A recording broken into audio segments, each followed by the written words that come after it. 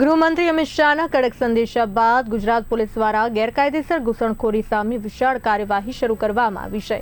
સુરતમાં operation delta hunt અંતર્ગત crime branch, SOG અને પીસીબી સહિતની ટીમોએ સંયુક્ત રીતે રાતભર કાર્યવાહી હાથ ધરી। મોડી રાત્રે શરૂ થયેલું આ ઓપરેશન સવાર સુધી ચાલુ રહ્યું હતું, જેમાં સુરતના ઊન, ભેસ્તાન, કોસાડ, અમરોલી, પાંડેસરા, ડેડોલી અને લીંબાયત જેવા વિસ્તારોમાંથી શંકાસ્પદ બાંગ્લાદેશી નાગરિકોની અટકાયત કરવામાં આવી છે। પોલીસના જણાવ્યા મુજબ પુરુષો, મહિલાઓ અને બાળકો સહિત કુલ 85 જેટલા લોકોની ઓળખ બાંગ્લાદેશી તરીકે થઈ છે। પ્રાથમિક તપાસમાં જાણવા મળ્યું છે કે કેટલાક લોકો ડમી દસ્તાવેજોને આધારે ગેરકાયદેસર રીતે ભારતમાં રહેતા હતા અને ટેક્સટાઇલ માર્કેટ તથા ખાટલા વર્ક જેવા ક્ષેત્રોમાં છૂટક મજૂરી કરતા। 50 થી વધુ લોકોના દસ્તાવેજોનું વેરિફિકેશન કરીને તેમને બાંગ્લાદેશી ઓળખ પુષ્ટિ કરવામાં આવી છે। ત્યારબાદ ડિપોર્ટેશનની કાર્યવાહી શરૂ કરવામાં આવી છે। પોલીસે હવે આ લોકો ભારતમાં કેવી રીતે આવ્યા અને કોના મારફતે આવ્યા તેની ઊંડાણપૂર્વક તપાસ શરૂ કરી છે। સાથે જ ગેરકાયદે ઘૂસણખોરી કરાવનાર એજન્ટો સામે પણ કડક કાર્યવાહી કરવાની તૈયારી દર્શાવવામાં આવી છે।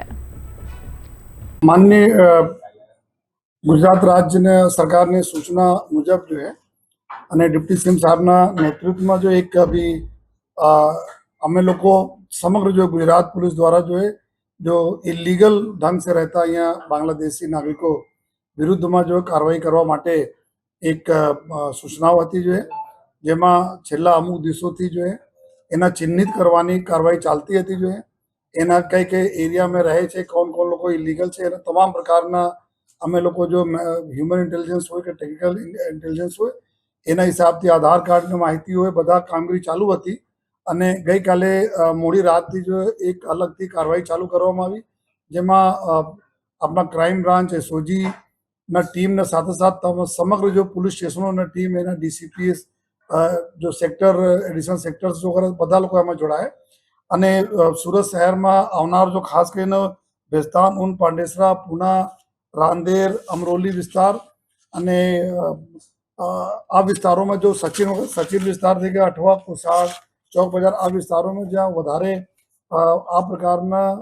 લોકો પહેલે પણ પકડાઈ ચૂક્યા છે એના જો ટાર્ગેટ કરવામાં આવ્યા જોઈએ અને એના કોમ્બિંગ કરીને એના જેટલા બી લોકો હતા જોઈએ એના વેરીફાઈ કરવાની કામગીરી ચાલુ થઈ જોઈએ। અને અર્લી મોર્નિંગ સુધી તક જો વિગતો આવી અમે લોકો ટોટલ 261 જેટલા લોકોને જો હે